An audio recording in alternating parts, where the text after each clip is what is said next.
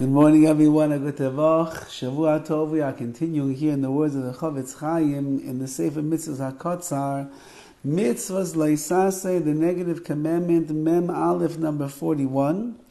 Shelo lis'avois balev, do not crave in your heart. Davar shel chaver, something that belongs to your friend. Now we just had at the end of last week the prohibition of leisachmaid, that you're not allowed to covet something of your friends.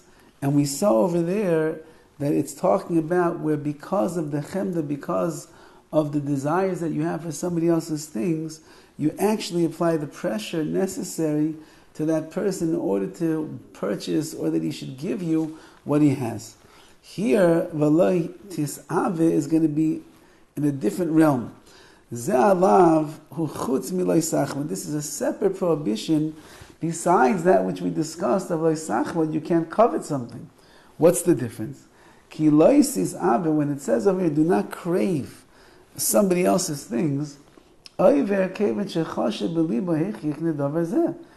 merely desiring it in your heart, craving this thing, wanting this thing, even though, and you're trying to figure out how you could acquire it, how you could get it for yourself, the nifta b'libay b'davar, and this persuades you in your heart, which means you are like consumed by these ideas, wondering all day long, how could I get this guy's car?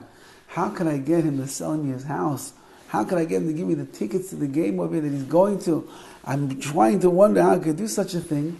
And your lave, the heart, which is the seat of emotions and desires, simply is just pushing itself to desire this thing even more and more and more.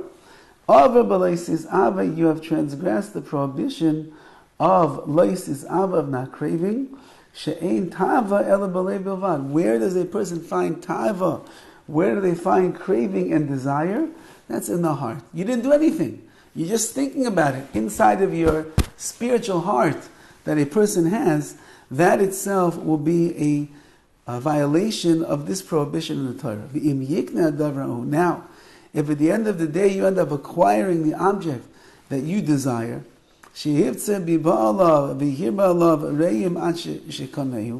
and like we said before, you apply pressure to your friend over here that he should sell it to you, or you send other people to him and they apply the pressure and they're able to finally have him relinquish his rights on his own property and then he sells it to you. Then you transgress both prohibitions. Number one, the fact that you have desirous thoughts in your heart in order to acquire this thing. That's one issa of lo tis'ave. And secondly, if you go the next step, where you put the pressure applying to this person to get what you want, that itself, says the Chavetz Chaim, then you transgress lo sachmaid. So it would almost come out from here that anyone that transgresses lo sachmaid, most likely or most certainly also transgress lo tis'ave to begin with, because I'm not going to apply pressure to someone to sell his things or give me his things if I wouldn't already have the desires in my heart to own what he owns. This is something that exists everywhere all the time.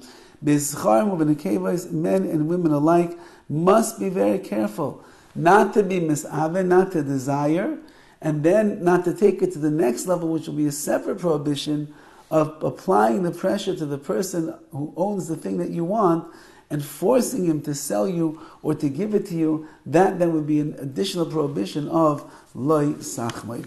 Have a wonderful day.